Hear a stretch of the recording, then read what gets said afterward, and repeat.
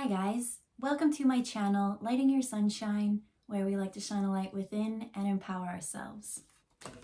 Woo! So, no message, let's just see what Spirit wants to share. And they've already given us this card. So, all I'm getting from that is a very dope magical adventure is on the horizon. So what kind of adventure? Well, we have the anchor, and the anchor is in reversed. And so this ship was down here, but they let go of the anchor. And once the anchor kind of got let go, it just started floating, and now it's up here. So I'm getting a very fantasy, you know what I'm seeing? Pirates of the Caribbean. The second one, don't ask me what that was like. Is there the third one maybe? Whatever one where they're on that ship in the air. Like exactly that. Those movies are so old that I don't remember what that's about at all. But that's what I'm seeing. So what else we got here? We've got luck in reverse. We've got the mountain card. And then we've got the clock in reverse. So the story that I'm seeing here. Well, first off, I want to know, why is this ship even up in the air? And they say it's because there was a very unfortunate circumstance. There was something that was very unlucky, and it actually was a challenge. The only reason why this anchor isn't grounded and secure is because it had to be uprooted. So things were really lucky before, and then all of a sudden something kind of came and then it started floating. So at first I'm getting elementals coming through. And that's why this ship can actually fly, because in this other realm, in this other things, it's a magical place. So I do see something with the elementals, and they're not happy about it. It's like they had to have their something uprooted, their home uprooted. We have dynasty with fortune.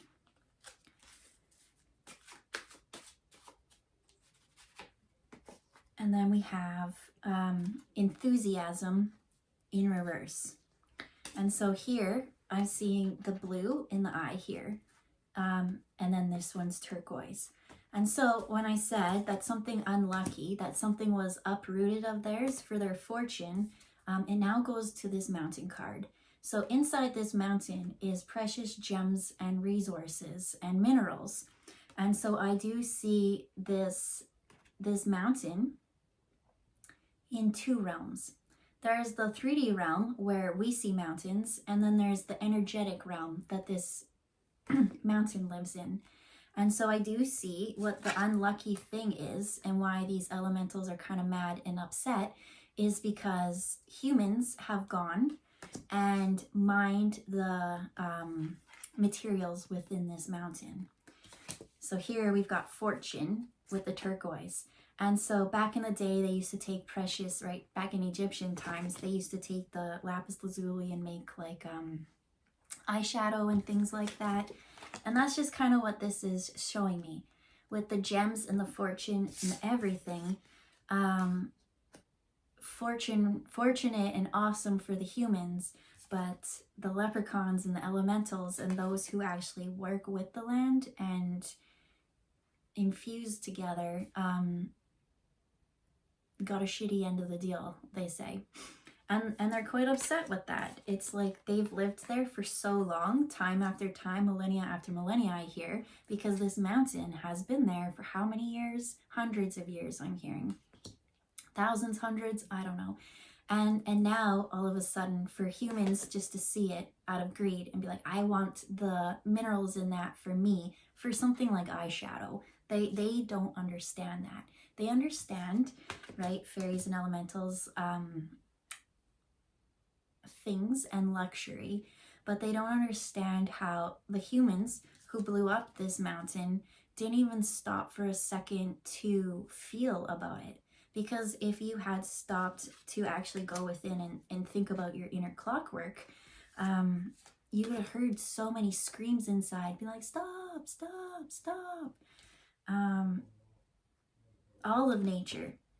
Here, there's a deer down here. There's trees, there's the mountain, there's the sun over here, there's wind, there's the elementals, there's the snow in this. So now we're bringing in water. There's literally all elements, and all of nature works together, they say. And so when this destruction for this mountain happened, it really did kind of wreck a lot of ecosystems, or not just the elementals, they say. So what they showed is this unlucky thing that humans kind of came and they were looking for crystals and jewels and things to deplete this mountain. And so the elementals had to move. They had to move their energetic home. And so that's why they had to let go of the anchor and raise up. And so now this mountain has now become the challenge. The mountain was their home, but now it's a challenge because it's been blown up and it's been destroyed. I'm almost seeing the TV show Waterford Down, where or The Secret of Nymph. Did you know there's a Secret of Nymph too? I haven't seen that one though. But that's kind of what I'm getting, is like, especially as humans, right? We don't think about where we walk and what's underneath us, but there's so much life underneath us. This mountain had so much life on it, within it, around it. It's sacred. And so that's where I think the real problem is that I pick up so much sorrow, because it's like they didn't want to leave their home. In any of these stories, they never want to leave their home. But this now is the challenge. This mountain is the humans, and the humans are the challenge.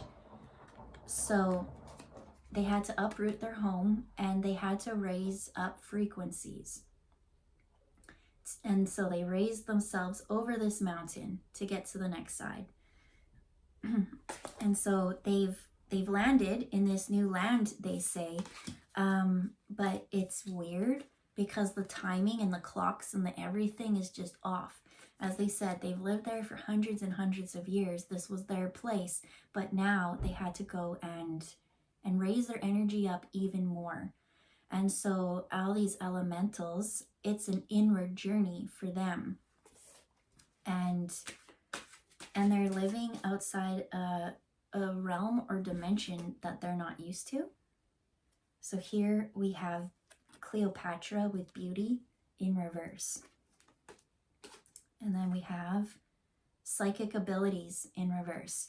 And so because they've lived in this one space for so long, that they've had to make this collective decision that they had to raise as a whole to get just energetically out of that place where the humans and the destruction of this mountain would harm them. But in this new place now, they've had all these abilities that they could do for hundreds of years, but they're saying in this new place they're uncomfortable. They're not quite used to working as fast. It's like not having enough energy to power or maintain it, they say, or it's not having enough power to do it, or it's almost like I see, because they've raised up, that when they try to channel something, it's so fast and they haven't quite learned to ride that wave, which is unfortunate for the earth, they're saying, because the elementals that protect this mountain are very important to earth, to Mother Gaia. This mountain is so important. It's like, it's not even the mountain, it's like what's in the mountain under the mountain. And we don't know, but the elementals know, and they were kind of like preserving the land and things like that. And so now they've raised themselves up. They're in this new territory. It's like where that protection was before, it's just a little bit unstable right now. And I all of a sudden heard with this mountain, and I was like, something popped in and was like, yeah, but this mountain's a volcano. So, damn, dude, if this is a volcano, if this is something so sacred, and the protectors of it have been kind of pushed out of their way, and that people are doing something to it, I don't understand. Well, what kind of elements could you get in a volcano? I know like mountains have like crystals and things, but maybe are mountains the same? I wonder what kind of stones would form there. I'm gonna go do research after this. But so now I see them up here, and I see just a little bit of that needing to raise the frequency down for this protection. So us as humans have really gone and caused a problem. I see almost because they had to raise themselves up just to protect themselves. This lower energy is almost unstable because it was protected and held before, that now it's just a little unstable. So Spirit, what do you want to say about that? Because they've raised and they're trying really hard to bring this energy down, because they keep saying that's our home and we'll never leave our home. It's almost like for some star seeds, right? When you go through some star seeds, past life regressions, they'll go back to planets that don't exist anymore. Their planets have been destroyed. And so that's a little bit of, oh my gosh, that's so sad. That's why these elementals are so concerned that they've had to raise themselves up, and like it's almost like when they raised their energy, they disappeared out of it, but they're like, this is our purpose. This is like our sentinels, protect this sacred spot. And now that we're not there, we need to get back, and they just need something stable to hold it, to hold the energy. Because as I said, this mountain is a volcano. And so let's just pull some more cards. We've got the polar bear.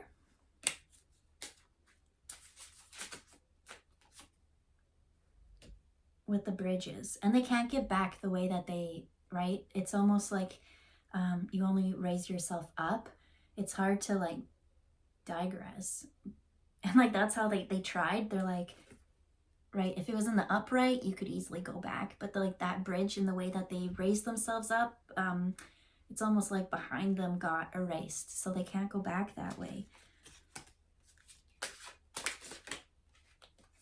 So the home card came out.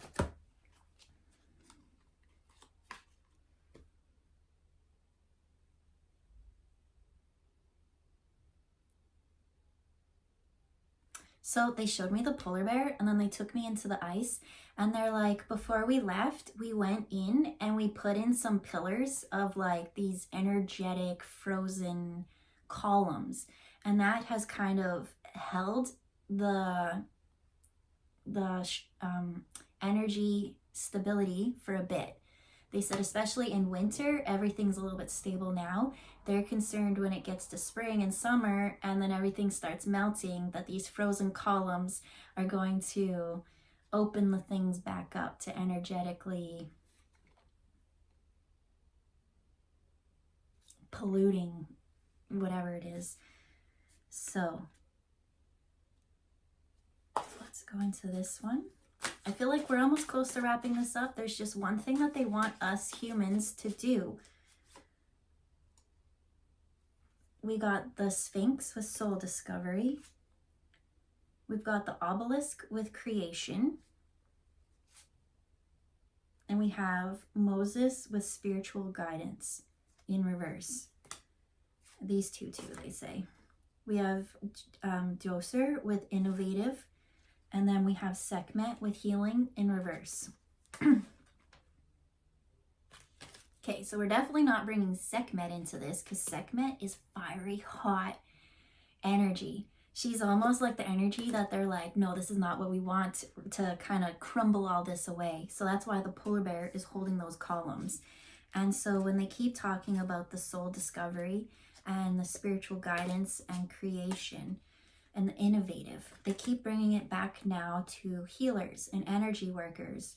And they're saying, I remember in one reading, they're like, for the healer who has a hard time accepting help because they feel like they owe it, the message said, pull it into you and then anchor it into the earth.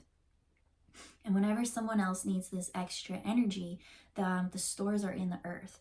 And so they're saying for all the energy workers, right, when we do our meditation, they just want us to include other realms in our healing.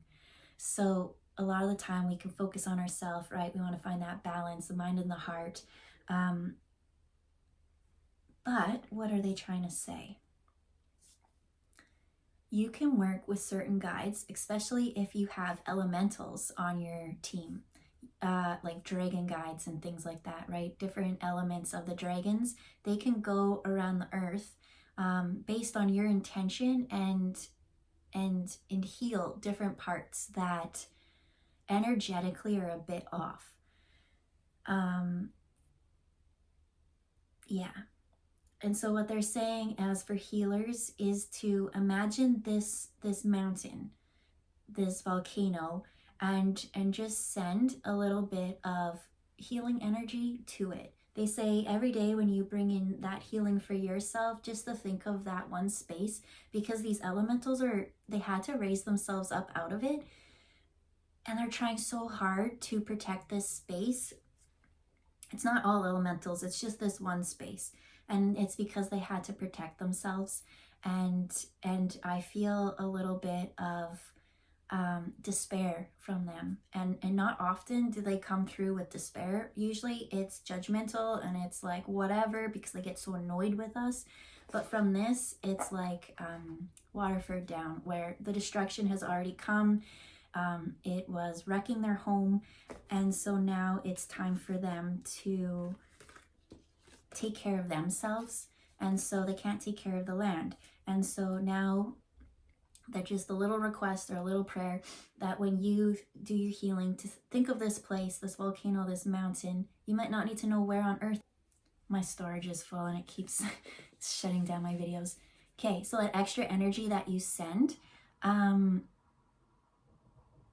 is enough to hold the space, because collectively they evolved, and there's a new plan and there's new energies working with them to figure out a different way. But for now, they just really need us to hold space for this. They don't want the ice to kind of thaw out too quickly right now and have things be a little bit unstable and hostile again. So that was an interesting read. Intention, that's all it is. It's like when you bring in your healing, it's just you imagining it, and that thought of wanting to do it is just enough. For those who don't even know how to do energy work, it's just that thought of sending good vibes to it is all you need to do. It's also being mindful when you go and buy your crystals and your blue eyeshadow and things like that. Where did it come from? How was it brought to you? Was it ethical? I know that there's a lot of ways that we don't really know. It's hard to know, but I mean, if you have the time and the extra patience to go, and if you know that this one isn't ethical, to go the other route. Especially when it comes to makeup, right? Makeup, when they test on animals and they destroy mountains for minerals and things like that, I don't know the actual process when it comes to all that, so take that with a grain of salt. But we're going to leave it there. I hope you have a wonderful day, and we'll see you next time. Bye, guys.